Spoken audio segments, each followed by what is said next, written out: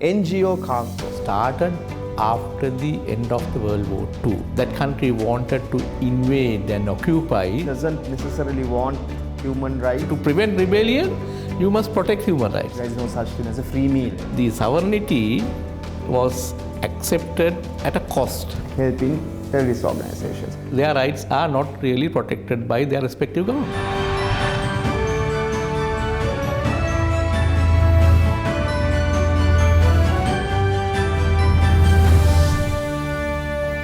NGO Congo. I think this is a phrase that we have all heard people use when referring to non-governmental organizations who deal with foreign funding. Do we need foreign funding? Do we need NGOs? What is their purpose in Sri Lanka? Join us on this episode of the Sri Lankan Understanding Season 2 to find out as to what the geopolitical situation in the world has created, whether the geopolitical situation in the world has created an issue for Sri Lanka with regard to foreign funding through NGOs or not. Today, to discuss this, we have Sudarshana Gunawardana. Sudarshana, your CV is long and you're well qualified. Why don't you tell us a little bit about yourselves and what you've been doing in the NGO space for the past 20 odd years, 30 odd years, if I'm correct. Thank you very much, first of all, for inviting me. Actually, I'm a lawyer, yes, basically, but my specialization is more on the human rights and the public law arena. So I have been engaging in the civil society, so-called civil society sphere for, say, maybe 20 odd years. Yes. I have founded an organization called Rights Now Collective for Democracy in 2007. I was heading that organization for 10 years. Then I was actually fortunate to join the government because the Yahapalana government invited me. First, I was working as the chairman of Sri Lanka Broadcasting Corporation. Then in 2007, latter part of 2007, I was appointed as the Director General Government Information, as the kind of yes, government spokesperson. Yes. Then afterwards, I briefly served as an advisor to the then Prime Minister, President Wickremesinghe. In 2022 July, I was again appointed as the chairman and CEO of the Sri Lanka's oldest television network, independent television network. So that is, I think that's sufficient. Yeah, I've gone through it. So you worked for the government, you worked with the United Nations, you've consulted them on many things, you worked with different NGOs, yes, and you have worked in the media, all of which I think will be useful for the discussion that we have. What I wanted to first ask is now, where did this term NGOs come from? Because up until the 1977, when we had an open economy, we had a very different modus of governance, and foreign funding in that situation wasn't as prolific as it was post 1977. If you can give us a brief history of Sri Lanka's relationship with foreign funding and where that funding has historically gone to, what has it funded? Okay, that's a very interesting topic. Let me start with the global context and then we'll move into Sri Lanka, because this all started after the end of the World War II. Before that, actually, any country who thought that country wanted to invade and occupy some other country, that was not prohibited. If you have the means, you could, for example. But wasn't the League of Nations also in the 1920s trying to operate in the same way? They tried to operate, but still it didn't work as well, because by that time, some countries already occupied some other countries, like the UK, yeah, the United Kingdom has occupied Sri Lanka. Yeah. Legal, yes, it's legal. And then some countries didn't have that option, like Germany. Germany didn't have any colonies as such. So then that's where the fight is. So League of Nations attempted, but it was didn't work out. And then you have experienced the World War II. Then afterwards, the US with the Allied forces agreed to establish a new world order. And new world order is based on the UN Charter of the United Nations. So we all are united as nations. So the first principle is that decolonization. So countries that have conquered other countries must gradually hand them over to the original inhabitants. Yeah. Which is how we got independent as well. Yes. Yeah, obviously there was some struggles and all, but then that was the legal basis. Yeah. Then the sovereignty of the nations, the newly independent nations as well. So even though they got independence, some other country could have just tried to, impose its will. So every country was believed to have the sovereignty over its territory. Yeah. And third one is the inalienable right of the human rights, basically. Every citizen of that new entities and old entities must have the ability to enjoy human rights, and the states must respect, protect and fulfill those rights. Right. So you can see that the sovereignty was accepted at a cost. Cost is that the sovereign cannot do whatever they want. The sovereign has a duty to protect. So what we are essentially saying is that foreign funding, foreign aid, everything comes at a price. There is some kind of political will that is going to be exercised through this political funding or foreign aid, we would call it. Now, so there is no such thing as a free meal, which would I be correct in saying that? Or? Well, there's nothing called free meal. That's obviously that's a point. But this foreign aid is more complex than that, because that, as I explained, that once the powers established a new world order, a new world order is protected by the Security Council, which the winners of the World War II has the veto power. So that's the actual executive body. Yeah. So then you see that world, there's a disparity, because some countries are rich. Yeah. Maybe that they occupy other countries and they amass wealth. Other countries are poor. Yeah. So there's a duty for the rich countries to help the poor countries. Yes. So that's how the foreign aid started. And actually started, basically that the countries work together through trade. Okay. You have various trade agreements. But still some countries are poor, so the rich countries are expected to allocate some of its budget to the poor countries. Which was the basis of the UN, where the US used to fund 20% or 25% of the United Nations. Yes. We had the World Trade Organization. We had various other mechanisms through which funds were allocated. Now Japan, the European Union, all of them have separate mechanisms through which they fund less fortunate countries, if you will say. Yeah, again, that as you said, that every country look at their own interest first. Yeah. And to advance their own interest, they look at various foreign policy initiatives. Obviously, that you try to invest in other countries or do trade with other countries. So this is the aid is also part of that, and some aid is soft political power. Soft political power, obviously. Yes. Yeah. Okay. We need to take a break, and when we come back, we will talk about the evolution of foreign funding and foreign aid in Sri Lanka from the 1970s to the 2000s. Be right back.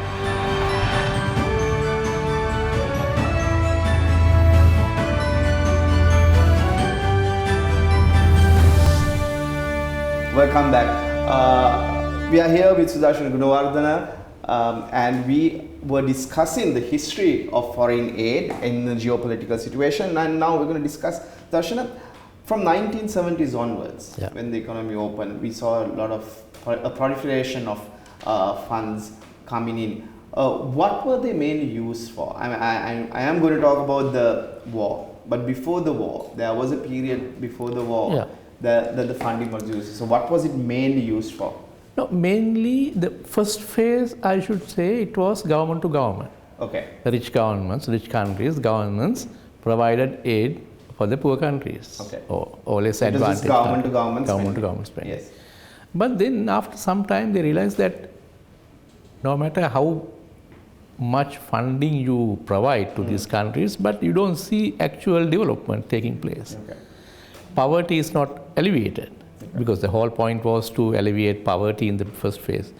Then they thought, okay, you need to apply a different approach. Okay. So that's where the non-government part came in. Okay. Because those countries also, there are various very strong non-government entities. Yes. Some are faith-based organizations, some are based on various other values.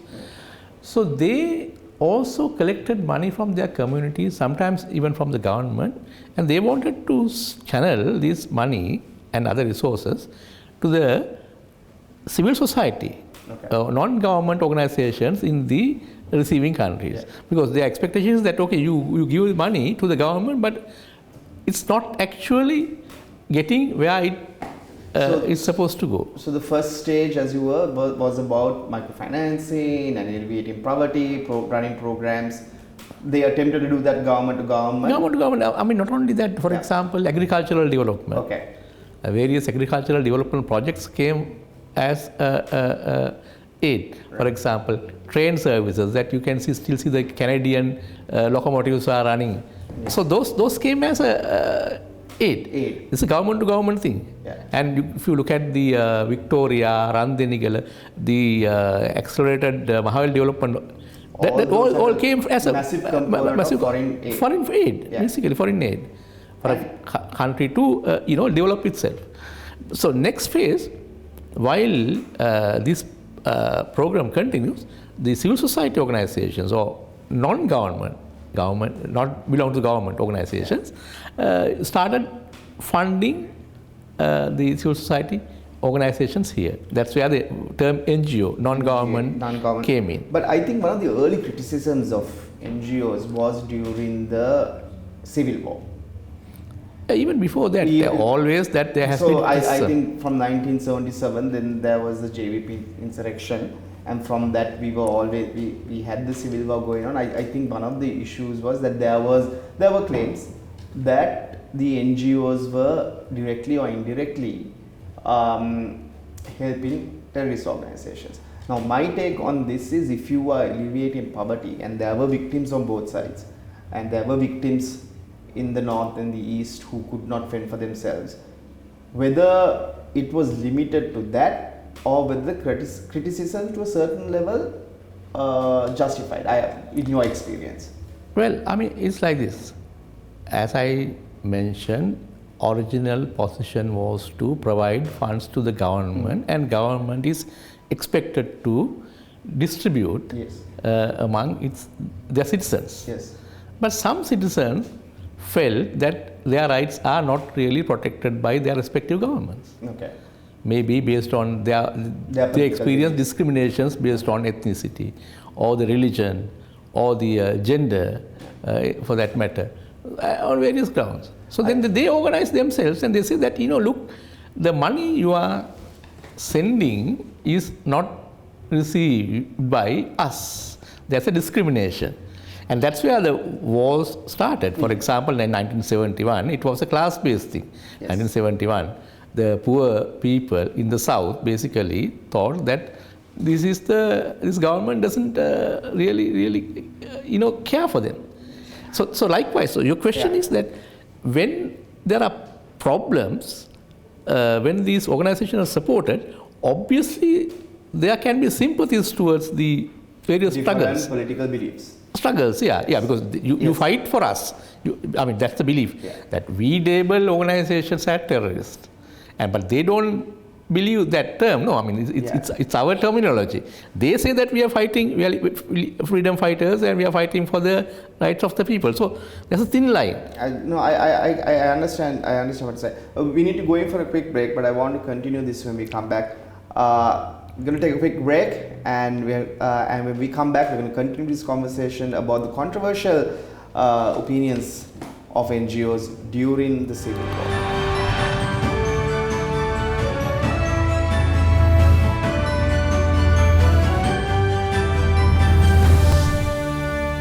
Welcome back. Sudarshana, we were discussing, I think, one of the first controversial issues with regard to NGOs and how this became politicized. It was used by the politicians in Sri Lanka to drive a wedge between people and about funding and whether civilians should get funding. I remember, so I was still in school, but I remember this attack, a consistent attack on NGOs, and it became a very hot topic during election cycles, especially about foreign aid being given to terrorists as it was defined. So my question is, now this is an inherent issue when it comes to, as you were discussing, when it comes to foreign aid, because it comes from so many different places. Now we had a similar situation like that, and I want to jump ahead a little bit to the Aragalaya times.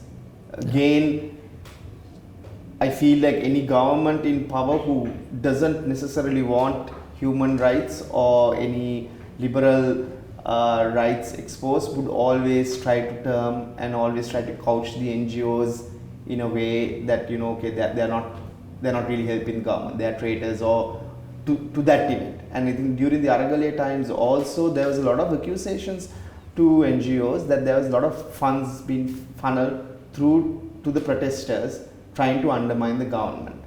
Now, you had a very unique position. You were just in the government before that, and then you were also in the, so you were very closely associated with what was going on. What in your opinion did actually happen at that time? See, accusations are something, but then if any government thinks that a foreign government interfered, it's their internal affairs, there are means to investigate. Yeah. So no investigations was there, no investigation, and also no report on that. For example, now any funding comes to Sri Lanka comes through the government. Government knows where the money because is. It's monitored. It's monitored. Yeah. There's a financial action task force in the central bank. Yeah. So the money that comes into Sri Lanka can be monitored. Yeah. So I don't see, I see no evidence of establishing any connection between a foreign government or foreign organizations supporting any activity. But as I said, in a democracy, people have a right to protest. Yes. When the legal means are exhausted, I mean, that's the whole point, this Universal Declaration of Human Rights. The preamble says the human rights should be protected because, as a last resort, people would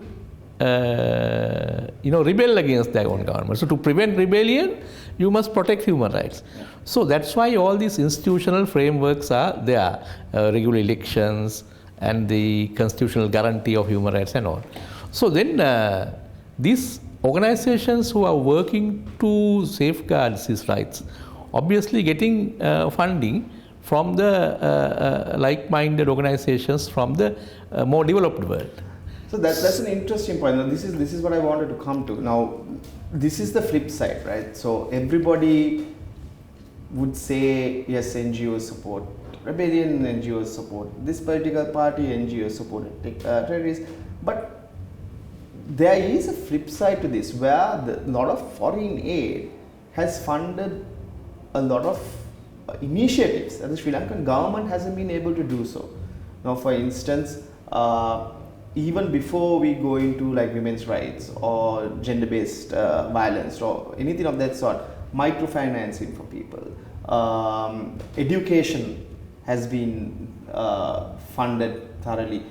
universities. I mean, all these things have been funded. There's a history of money being funded for things that the government has found lacking.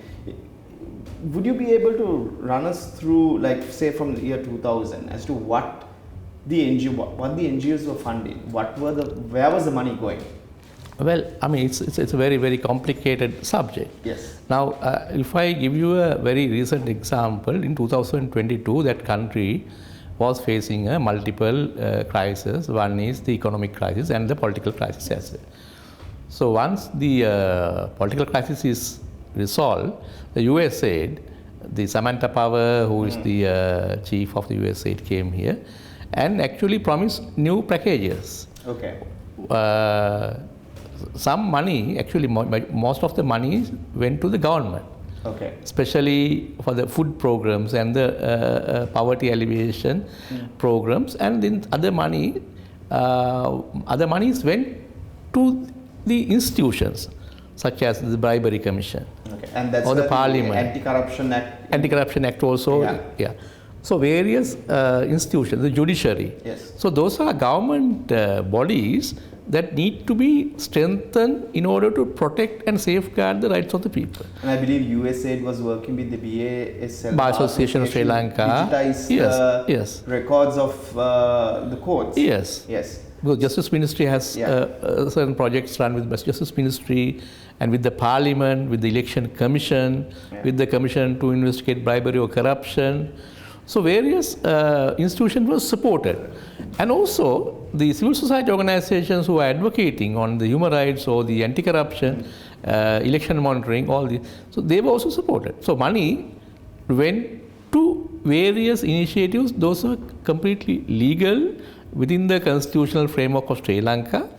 I mean, the countries who are sending money also want to make sure that money they spend goes to the desired which is why I asked you earlier about political alignment and whether what is expected of the money that is given. Now, for instance, the Prevention of Domestic Violence Act, right? I know a lot of non-governmental organizations were behind that to get that act passed, and that act has possibly saved a lot of women from being abused at home. And yes, it is a furtherance of women's rights, but it is also a necessity that existed and a lacuna that existed in Sri Lanka. So thank you for joining us again at the Sri Lankan Understanding with Mr. Sudarshana Gunawardana. We've had a very informative and interesting discussion on NGOs, foreign funding, and how that affects the outlook of Sri Lanka. We will be continuing this discussion next week as well, so please do join us again. All our revenue is actually spent on salaries and the pension. When you talk about NGOs, mostly in the last 10 to 15 years, it's been in the diversity area. I see this as a paradigm shift. The tariffs will probably negotiate, there'll be something else because trade is... No, I'm not that optimistic. Anti-corruption agenda is serious, then government will have to allocate money. And I believe most of civil society in Sri Lanka who are genuinely doing the work. Everybody is talking about Horuvallim. Yeah. But Horuvallan, you need a robust mechanism.